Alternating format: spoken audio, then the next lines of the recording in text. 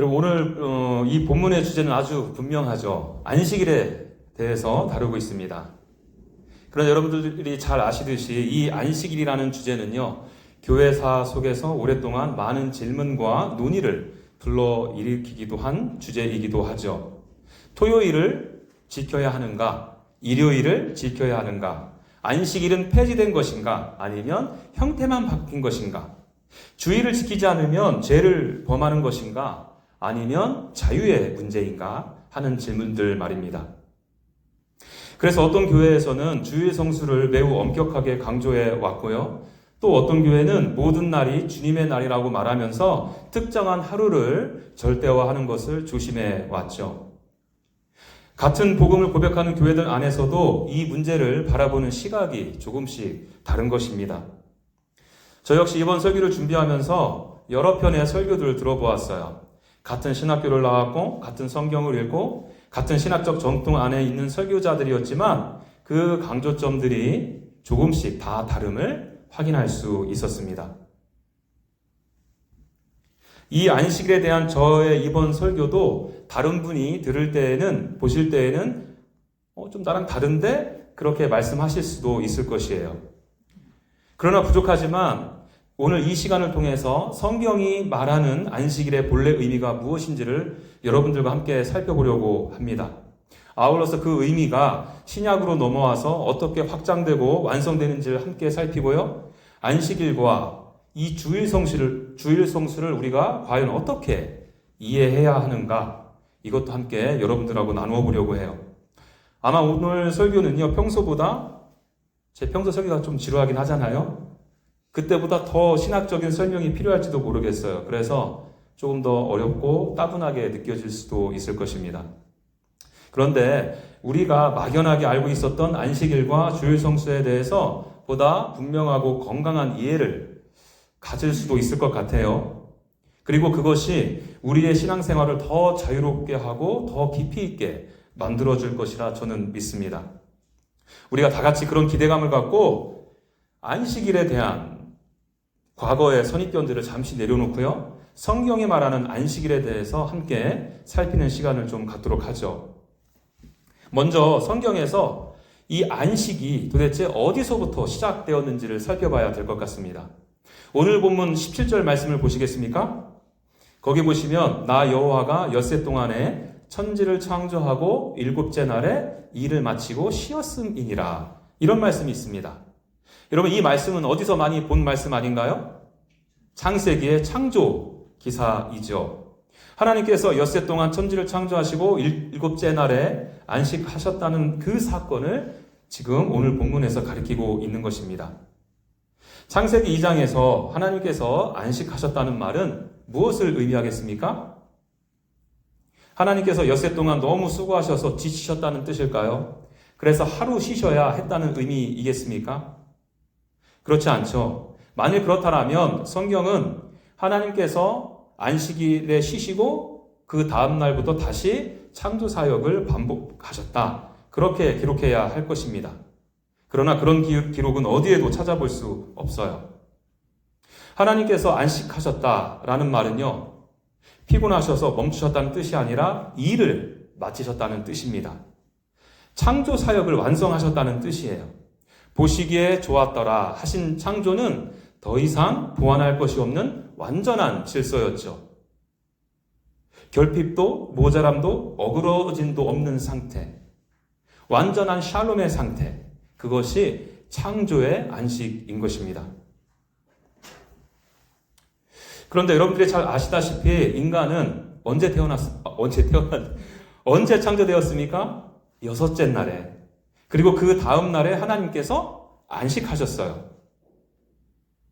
그럼 이것은 무엇을 의미하겠습니까?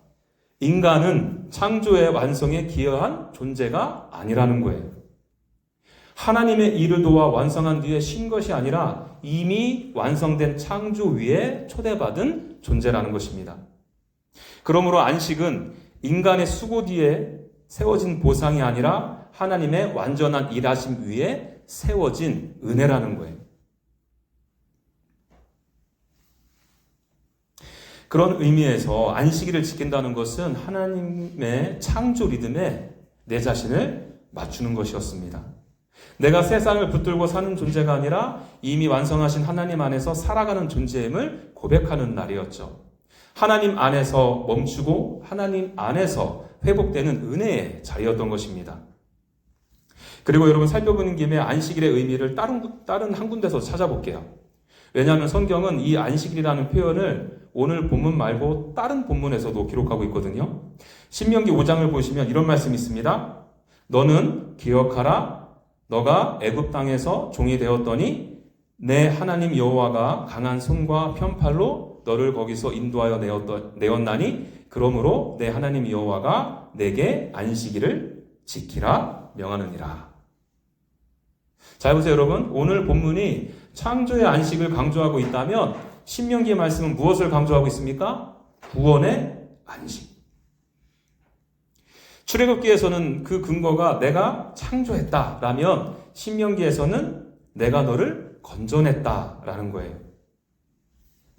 안식일은 완성된 창조를 기억하는 날일 뿐만 아니라 구원받은 백성임을 기억하는 날이라는 것입니다. 너는 더 이상 종이 아니다. 너는 내 소유이며 내 것이다. 너는 참된 자유자다. 안식일은 이렇게 해방된 백성의 정체성을 새기는 시간이었습니다. 여러분, 이게 왜 그렇게 중요할까요? 당시 이스라엘 백성들의 상황을 한번 생각해 보시죠. 그들은 출애굽한 지 얼마 되지 않았어요. 곧바로 약속의 땅에 들어간 것이 아니라 광야라는 막막한 현실 앞에 서 있게 되었습니다. 눈앞에는 들짐승의 위협과 목마름과 배고픔과 모래와 바람뿐이었죠. 그런 그들의 마음 가운데 이런 질문들이 새록새록 생겨나지 않았겠어요? 우리가 믿는 하나님은 천지를 창조하신 분이시라는데 왜 나의 삶은 이렇게 막막한 것일까? 우리를 애고로부터 구원하신 하나님은 능력의 하나님이라고 하는데 왜 다른 신들을 믿는 민족들은 잘 먹고 잘 살고 잘 누리는데 우리는 여전히 이 광야에서 살아가야 할까? 나에게도 꿈이 있었는데 이 광야에서 아무 소리 없이 사라지는 것은 아닐까? 하나님을 믿는다고 했는데 왜 내 삶은 여전히 불안하고 미래는 보이지 않을까?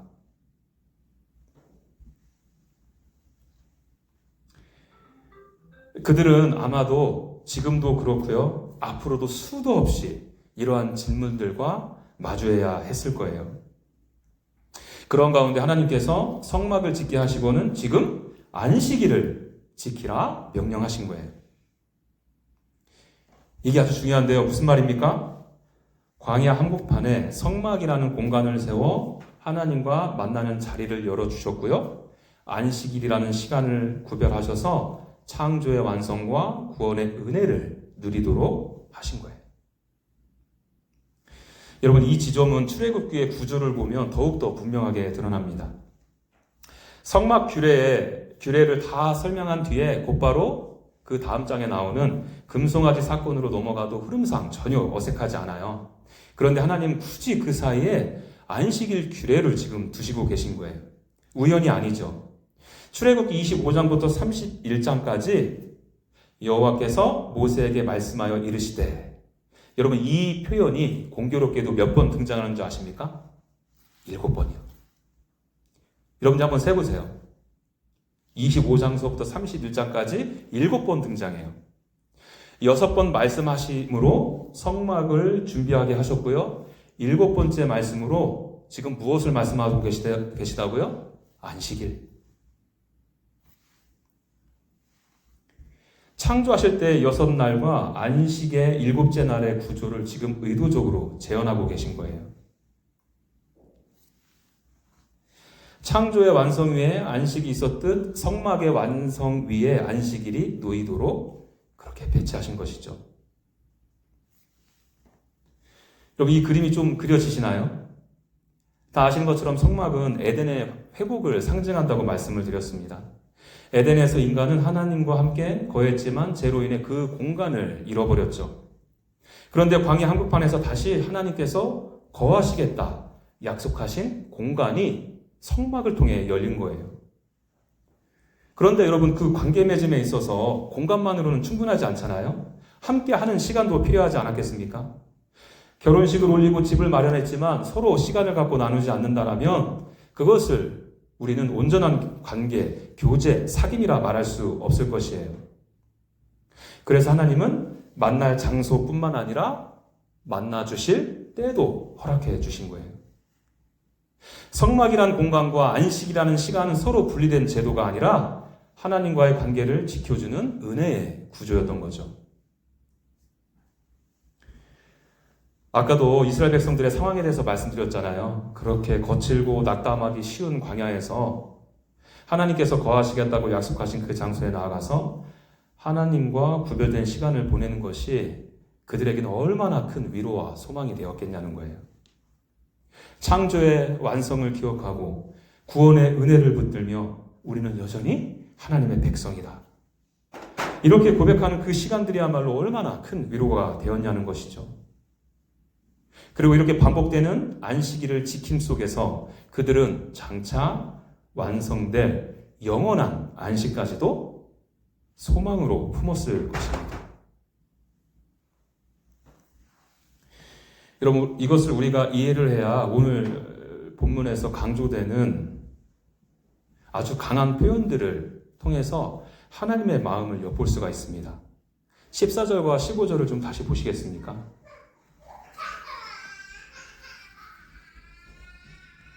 거기 보시면 여러분 이런 표현들이 나와요. 그날을 더럽히는 자는 반드시 죽일지니라. 그 백성 중에서 끊어지리라.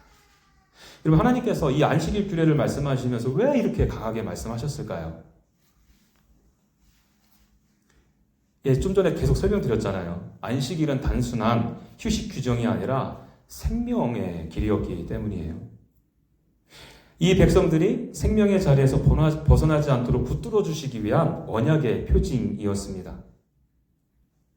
그래서 그 강한 표현은 하나님의 분노의 과장이 아니라 스스로 떠나 생명을 잃지 말라는 하나님의 절박한 호소였죠. 하나님께서는 그만큼 당신께서 사랑하시는 이스라엘 백성들이 하나님 안에서 쉬시기를 원하셨던 것입니다.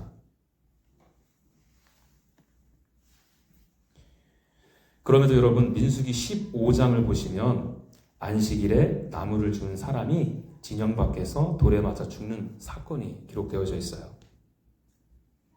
이 장면은 우리에게 무겁게 느껴질 수 있습니다. 그런데 여러분, 문제는 그 사람이 나무 몇 개 한 개 문제가 아니에요. 안식일에 이 행위를 했다는 것이 바로 창조주이시며 구원자이신 하나님을 신뢰하지 않는 태도, 하나님과의 관계를 가볍게 여기고 스스로 그 관계를 끊음이 폭로된 것입니다. 이뿐만이 아니죠. 구약 성경은 이스라엘이 이 안식일을 반복해서 더럽혔다고 증언하고 있거든요. 그 대표적인 장면이 에스겔서 20장 말씀인데 하나님은 이렇게 말씀하세요. 나는 그들을 거룩하게 하는 여호와인 줄 알게 하여 내 안식일을 주어 그들과 나 사이에 표징을 삼았노라. 오늘 말씀과 아주 비슷하잖아요. 하나님은 안식일을 주셨는데 그 목적이 그 이스라엘 백성들을 억누르기 위한 규정이 아니라 여호와인 줄을 알게 하려, 사귐과 교제를 갖자는 의미로, 표징으로 주셨다는 거예요. 그런데 그 이어지는 말씀을 들어보세요. 이스라엘 족속이 내 안식일을 크게 더럽혔다. 하나님은 안식일을 주셨다고 하는데 이스라엘 백성은 더럽혔다. 이렇게 평가를 받고 있는 것입니다. 여러분, 이스라엘 백성들이 안식일을 안 지켜서 지금 이런 것일까요? 겉으로는 다 지켰어요. 제사도 드렸고요. 규례도 잘 따랐습니다. 그러나 그 마음속 깊은 곳에는 여전히 하나님을 전적으로 신뢰하지 않았던 거예요. 하나님 안에서 쉬는 대신에 여전히 자기 손에 도끼를 든 채 세상 밖으로 나간 것입니다. 이 모습은 신약에 와서도 크게 달라지지 않죠. 마가복음 2장에 보시면 바리새인들은 예수님과 제자들이 안식일에 밀 이삭을 잘랐다라고 문제를 삼아요. 그들은 누구보다도 철저하게 안식일을 지켰던 사람들이죠. 심지어 걸음수를 계산하고 사소한 행위까지 규정으로 다 묶었던 사람들이었으니까요. 그러나 예수님은 그들에게 말씀하십니다. 안식일은 사람을 위하여 있는 것이요 사람이 안식일을 위하여 있는 것이 아니니라. 무슨 말이냐면 그들은 안식일을 지켰지만 안식일의 참된 의미를 잃어버렸음을 지금 예수님께서 꼬집고 계신 거예요. 그들이 안식이라는 규정을 붙들었지만 하나님의 마음이 어떠한지 그 마음은 놓치고 있었음을 지금 드러내고 있는 것입니다.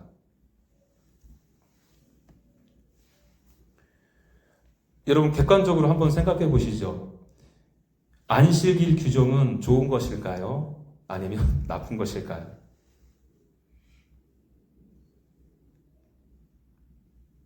이거에 대해 생각 안 해보셨나요? 당연히 좋은 것이죠. 하나님께서 주신 명령이니까. 그럼 이 안식일 규정은 이스라엘 백성들을 억누르기 위한 굴레가 아니라 하나님 안에서 쉬게 하려는 은혜의 초대였잖아요. 근데 그럼에도 왜 이스라엘 백성들은 실패했느냐는 거예요. 왜 바리새인들은 그 좋은 계명을 붙들고도 참다운 안식을 누리지 못했느냐는 것입니다. 여러분 계명이 나빴기 때문이 아닌 것이에요. 문제는 그 계명을 지켜야 하는 인간에게 있는 것입니다. 자기 중심적으로 기울어진 그 마음이 문제인 것이죠. 창조주 하나님을 믿는다 말하면서도 끝까지 내 자신을 붙들고 살아가는 태도요. 구원의 하나님을 신뢰한다고 고백하면서도 여전히 내 손에 무언가를 쥐고 있어야 안심이 되는 것이죠. 자기 중심적인 삶의 태도, 마음가짐, 이게 죄의 본질 아닌가요? 안식일을 지키는 듯 했지만 그의 마음은 여전히 나무하러 다닌 거예요. 하나님이 공급하신다고 하시는데도 내가 더 모아야 안전하다 여겨지고요. 하나님이 이루셨다 하시는데도 내가 더 이루어야 내 가치가 올라간다 생각하는 것입니다. 그래서 안식일은 단지 하루의 문제가 아닌 것이에요. 내가 하나님을 전적으로 신뢰하는가, 그렇지 못한가. 이 문제라는 것입니다. 더 나아가서 하나님을 전적으로 신뢰하지 못하는 인간 본성을 드러내는 거울이 된 것이죠. 여러분 설마 이것이 이스라엘 백성들에게만 해당되는 문제였을까요? 저와 여러분들은 어떨 것 같습니까?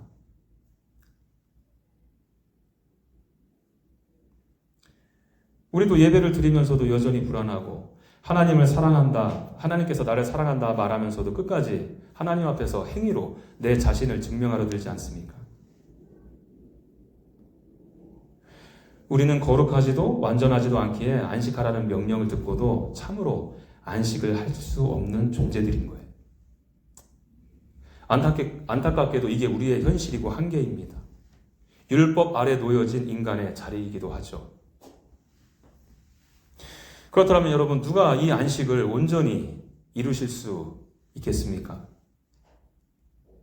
우리를 포함한 모든 인간에게는 없어요. 그래서 예수 그리스도께서 인간으로 이 땅 가운데 오셨죠. 우리 예수님은 안식일을 재해석하러 오시지 않고요. 이 안식일을 완전히 완성하러 오셨어요. 우리가 끝내 멈추지 못한 자리에서 하나님을 완전히 신뢰하는 순종으로 그 일들을 감당하셨습니다. 율법이 요구한 의를 흠없이 이루시고요. 십자가에서 외치셨죠. 내가 다 이루었다. 여러분 이 선언은요. 단순히 십자가에서 모든 고생길 끝났다. 이 고난의 끝을 말하는 것이 아니에요. 율법의 요구가 완전히 완성되었다는 선언이거든요. 우리가 지키지 못한 안식의 계명이 그분 안에서 완전히 성취되었다라는 위대한 선포인 것입니다. 창조가 완성되었을 때 하나님이 쉬셨듯이 구속이 완성되었을 때 참된 안식의 문이 열렸죠. 그래서 예수님은 인자는 안식일의 주인이다. 안식일의 규례를 넘어서 안식일을 가리키는 실체로 오셨기 때문입니다. 그래서 여러분 이제 더 이상 안식은 날이 아니라 한 분이세요. 사도 바울은 이 사실을 분명하게 논증합니다. 골로새서 2장에서 이렇게 말해요. 잘 들어보세요. 먹고 마시는 것과 절기나 초하루나 안식일을 이유로 누구든지 너희를 비판하지 못하게 하라. 이것들은 장래일의 그림자이나 몸은 그리스도의 것이니라. 이 말씀 보니까 초대교회 안에서도 날과 절기 또 먹는 거 등등 해서 이런저런 논쟁들이 있었던 것 같아요. 그런 가운데 바울은 분명히 그 해답을 제시하죠. 날들은 그림자였고 그 실체는 예수 그리스도시다. 그러므로 이 날을 두고서 서로 판단하고 정죄하지 말라 말합니다. 또한 히브리서 4장은 또 이렇게 말해요. 그런즉 안식할 때가 하나님의 백성에게 남아 있도다. 무슨 말이에요? 창조의 안식도 출애굽의 안식도 가나안에 들어가는 안식도 모두 더 큰 안식을 가리키는 표지라는 거예요. 여전히 안식이 남아있다고 그러잖아요. 그 남아있는 안식이 무엇이겠어요? 예수 그리스도께서 완성하신 안식이요.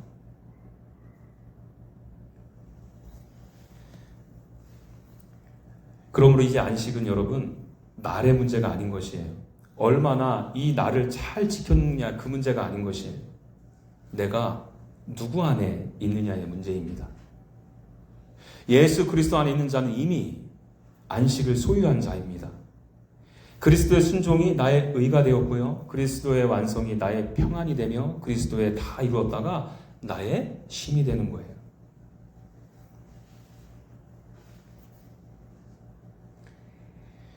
여러분 혹시 우리들 가운데 광야의 항복판에 서 있다 느끼시는 분들이 계시는가요? 혹시 아직도 하나님 앞에서 내 자신을 증명하러 애쓰고 계십니까? 이미 용서받았는데도 여전히 죄책감에 묶여있고 이미 자녀가 되었음에도 불구하고 종처럼 불안해하며 살고 계시는 분들이 계신가요? 이만큼은 이루어야지 안심할 수 있지 하고 스스로를 몰아붙이며 그 손에는 여전히 손도끼를 들고 계신 분들이 계십니까? 예수님은 이런 저와 여러분들에게 말씀하세요. 내게로 오라. 참된 안식은 우리가 만들어내는 상태가 아닙니다. 예수 그리스도를 신뢰하는 자리입니다. 그분의 완성을 받아들이는 믿음입니다. 바로 이 시간 우리의 참된 안식 대신 그리스도께로 나오십시오. 그분 안에서 멈추세요. 그분 안에서 내려놓으십시오. 그리고 그분 안에서 쉬십시오. 이제 마지막으로 안식일과 주일 성수에 대해서 좀 생각해 볼게요. 어떤 분들은 안식일과 주일 성수를 거의 동일하게 여기면서 주일을 지키지 않으면 마치 안식일을 어긴 것처럼, 그래서 생명이 끊어진 것처럼 이해하시는 분들이 있죠. 그러나 여러분, 우리가 앞서 살펴본 것처럼 구약에서 끊어진다 이 표현은요, 단순히 하루를 어긴 문제가 아니었던 거잖아요. 안식일에 나무를 주는 사건도 날짜의 문제가 아니라 사실은 믿음의 문제였거든요. 창조주이시며 구원자이신 하나님을 신뢰하지 않는 태도의 문제였습니다. 그럼 신약도 마찬가지 아니겠습니까?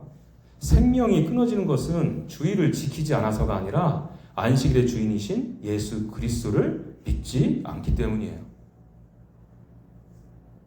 구원은 특정한 날의 준수 여부에 따라 달려있지 않습니다. 우리가 주일을 지킴으로 구원받은 것이 아니라 그리스도 안에서 이미 구원받기 때문에 주일에 모이는 것이죠. 물론 주일을 어떻게 대하는가로 우리의 믿음의 상태가 드러나기도 해요. 그런데 잘 들으세요, 여러분. 그러나 그것조차도 외형만으로 단정할 수 없어요. 같은 예배 자리에 앉아 있다 하더라도 어떤 이는 사랑과 감사로 예배하는 분들이 계신가 하면 어떤 이는 내 종교적 의의를 쌓기 위해 하나님께 호의를 얻기 위해 예배할 수도 있기 때문에 그렇죠. 겉모습이 항상 그 마음에 그 사람의 중심을 증명해 주지는 않습니다. 그러므로 우리는 주의를 지키지 못하는 분들, 사정이 있어서 그렇게 지키지 못하는 분들이 계시지 않겠습니까? 이런 분들을 향해서 쉽게 판단하고 정죄해서는 안 된다는 거예요. 주일 성수 문제만이 아니죠. 헌신과 봉사, 헌금도 마찬가지예요. 하나님을 너무 사랑하지만 형편이 어려워하지 못할 수도 있고요. 많이 섬긴다 해서 반드시 하나님을 믿는다라고도 말할 수 없다는 거예요. 여러분, 사실 우리가 누군가를 판단하고 정죄한다는 것 그 자체가 모순인 것이죠. 판단한다는 것은 내가 그만한 자격을 갖추었다는 전제를 깔고 있는 것 아니겠습니까? 그러나 우리들의 주일 성수, 우리들의 헌신과 봉사, 우리들의 헌금이 과연 하나님 앞에서 100% 순수하고 흠없는 것이라고 자신할 수 있는 분이 누가 있을까요?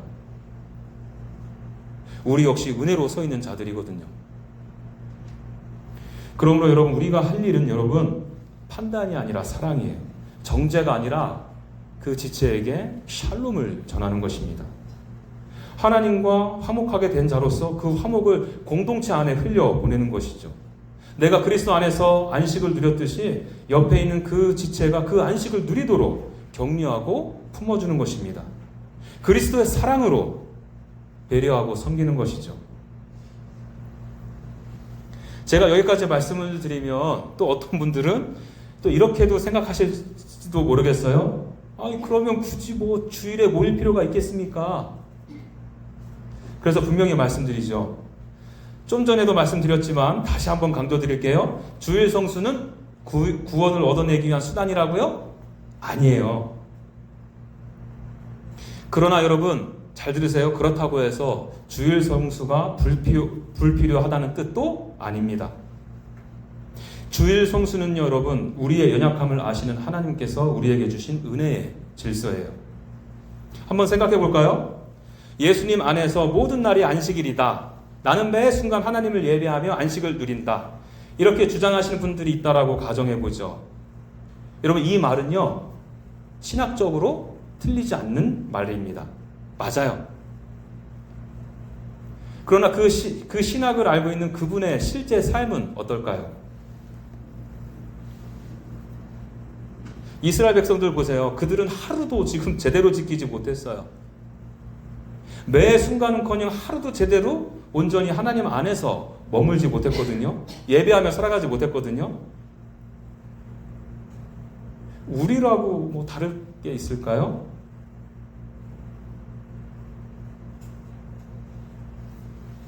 이런 말과 비슷해요. 아니, 굳이 시간을 떼어서 기도할 필요가 있습니까? 저는 날마다 매 순간마다 기도합니다. 예, 우리는 늘 기도할 수 있죠. 그러나 그렇지 않을 수도 있다는 겁니다. 나는 모든 사람을 사랑합니다. 이 고백도 마찬가지예요.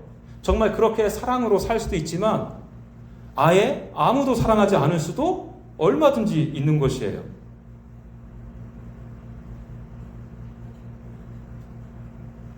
우리 인간이 그렇게 신실한 존재는 아니잖아요. 여러분, 제가 지금 무엇을 여러분들에게 말씀드리고 싶은지 아시겠습니까? 여러분, 하나님께서 주신 자유를 지식으로만 붙들고 공동체의 질서를 가볍게 여기는 것은 성숙이 아니에요. 참된 성숙은 자유를 핑계로 그 질서를 무너뜨리는 것이 아니라 자유 안에서 그 질서를 존중하는 것입니다. 성숙한 시민이 누가 보지 않더라도 법을 지키듯 교회의 질서가 성경적이라면 그것을 기쁨으로 따르는 것이 성숙이라는 거죠. 그리고 우리는 개인으로 부르심을 받았지만 동시에 공동체로도 부르심을 받았습니다. 따라서 정해진 시간과 장소에 모여 함께 예배하고 말씀을 듣고 서로를 격려하고 하나님 안에서 쉼을 누리도록 부름을 받았다는 거죠. 그런데 우리가 연약해서 그게 안 되니까 이날은 정해서 만나자 약속하는 거예요. 그리고 우리의 믿음을 지켜내기 위해 이런 공동체적 리듬은 반드시 우리들의 신앙 가운데 필요하다는 것입니다. 여러분, 이 안식일 논쟁은 초대교회에서부터 계속 이어졌다고 말씀드렸잖아요. 잔 칼빈이라는 분은요, 그분이 지은 기독교 강요에서 이분이 종교개혁을 하신 분 아니겠습니까? 이렇게 얘기해요. 그때도 이 안식일 가지고 말이 많았었던 모양이에요. 주일 성수하고.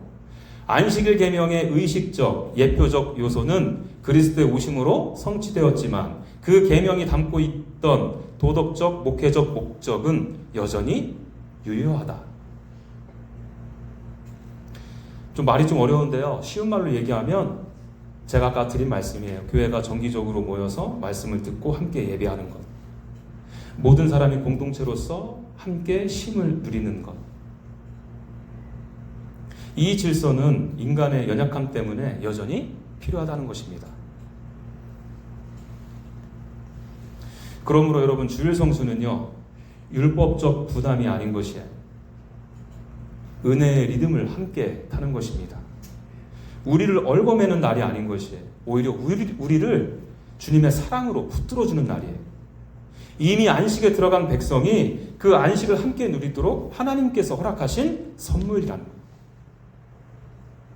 그렇다면 우리는 이 날을 부담이 아니라 특권으로, 의무가 아니라 기쁨으로 받아야 되지 않겠어요?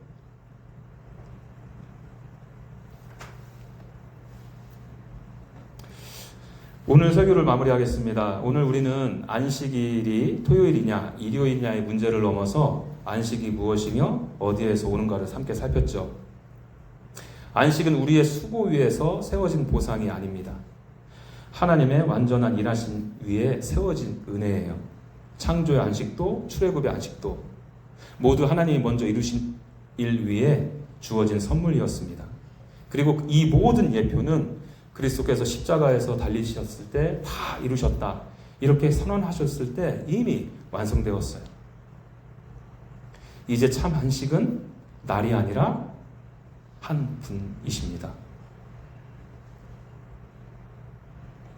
그러므로 우리는 더 이상 나를 지켜 구원을 얻으려고 하지 않습니다. 이미 그리스도 안에서 안식에 들어간 자들이기 때문에. 그러나 동시에 우리는 우리의 연약함을 잘 알죠. 모든 날이 안식이라는 고백이 자칫 어느 날도 구별하지 않는 삶으로 흐를 수 있음을 잘 알아요. 그래서 우리는 모여야 해요. 내 의를 쌓기 위해서가 아니라 그분의 은혜를 기억하기 위해서. 안식을 만들어내기 위해서가 아니라 이미 주어진 안식 안에 다시 머물기 위해서요.